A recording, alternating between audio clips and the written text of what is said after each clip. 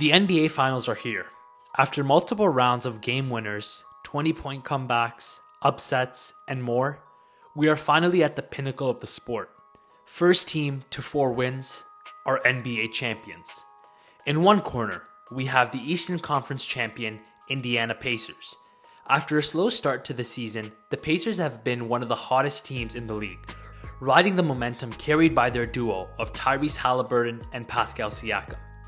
The Pacers have been quietly one of the most dominant teams in the league. Excuse the pun, but their pace kills teams along with their elite depth at every position. In the other corner, it's the Western Conference champion, OKC Thunder. After one of the most dominant seasons in NBA history, the OKC Thunder are aiming to complete the perfect season with an NBA title. Shai Gilgeous-Alexander is coming off his first MVP, Jalen Williams has had a monster year, and the rest of the team has been playing out of their mind. This defensive juggernaut has been a pain for teams to play on any given night.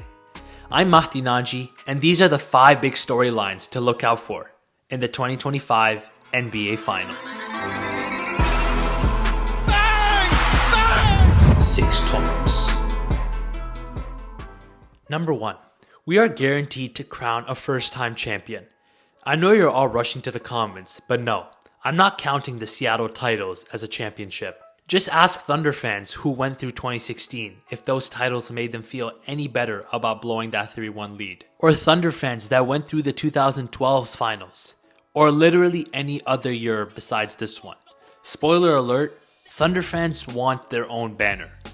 Both these franchises are making their second ever appearance in the NBA Finals. The Pacers' only appearance coming in 2000, where a Reggie Miller-led Pacers team would lose to the Los Angeles Lakers in 6 games, giving Shaq and Kobe their first ring.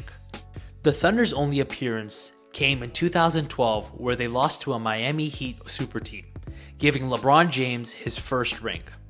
See all the similarities? The scriptwriters cooked with this one.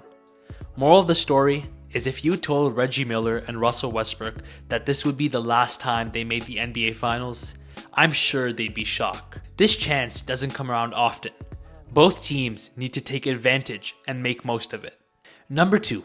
Paul George is the reason for these NBA Finals. A 9-time All-Star, 6-time All-NBA, 4-time All-Defense, and a 2013 MIP. And a 1-time Olympic gold medalist. This is already a Hall of Fame resume, but what if I told you that this player has not only never made the finals, but has changed the outlook of 2 franchises entirely? In the summer of 2017, Paul George made it clear to Indiana that he did not intend to re-sign with the team the following offseason. He was tired of the playoff disappointments and wanted a fresh start. So Indiana granted him his wish and traded him to the OKC Thunder for Victor Oladipo and Domantas Sabonis. 2 players that would blossom into all-stars. As Indiana was stuck in mediocrity, they made a move that would shift their franchise, trading Domantas Sabonis for Tyrese Haliburton. Safe to say the Sacramento Kings are kicking themselves for allowing this. OKC took a different route. They were stuck in mediocrity as well. However, they had Paul George coming off an MVP caliber season, so they saw how desperate the LA Clippers were to land Kawhi Leonard and took full advantage. The deal ended up being Paul George for MVP Shai Gilgeous-Alexander, Danilo Gallinari, 2 pick swaps, and 5 first-round picks. One of them, which being an all-star and all-defensive forward, Jalen Williams. One of those picks was also used to move up and select Cason Wallace, who honestly very easily had a better season than Paul George this year. Sorry PG, might not want to watch the finals this year. Number 3, the turnover battle. The OKC Thunder are filled with gritty, annoying pest defenders that look like a pain to play any given night. In fact, off the top of my head, they literally have 7 guys who had legit cases for all defense this season. Let's look at some of the games where OKC has blown out their opponents. Game 2 and 7 versus Denver, and Game 1 and 5 against Minnesota. The turnover numbers for their opponents, 20, 22, 17, and 21. Another interesting fact, in Minnesota's 1 win, a blowout win at home in Game 3, OKC was only able to force 10 turnovers. So moral of the story, if you turn the ball over versus this team, you have literally no chance of winning.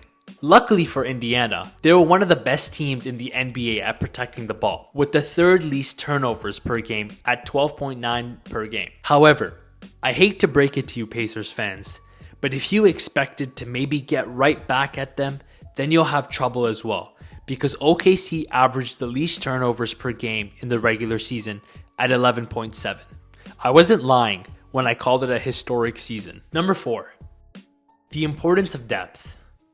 This one brings me so much joy, because after years of teams following the model of stack our starting lineups and we'll win, it doesn't seem to work anymore. Brooklyn tried it, Milwaukee tried it, Philly tried it, New York tried it, but none of them ended up working out. At least New York got close, but they ended up losing to a Pacers team who, without the star power of that New York starting five, were able to beat them with their depth. Pascal Siakam has said it multiple times in interviews. The Indiana Pacers feel confident in playing anyone, anytime, if needed. And they proved that in these playoffs, especially against the Knicks. Look at me straight in the face and tell me you thought Tony Bradley would play meaningful minutes in the conference finals. But that's the culture that Rick Carlisle has created in Indiana. TJ McConnell, Obi Toppin, Ben Shepherd, Benedict Mathurin, Jarris Walker, Tony Bradley, and Thomas Bryant. All of them may not have name value of others in the league, but their impact is crucial to the Pacers' success. The same thing can be said about OKC. They have a guy like Alex Caruso coming off the bench, a dude that has an actual case to be the best defender in the league is coming off their bench. Others include Cason Wallace, Aaron Wiggins, Isaiah Joe, Kenrich Williams, Jalen Williams. I'm literally naming players that could be starters on some NBA rosters right now. It's a new age in the NBA, one that has moved on from super teams and into age of deep balanced rosters. Number 5, who can prove the doubters wrong? Indiana have been overlooked all season long. They have been underdogs in almost every single series they've played these playoffs.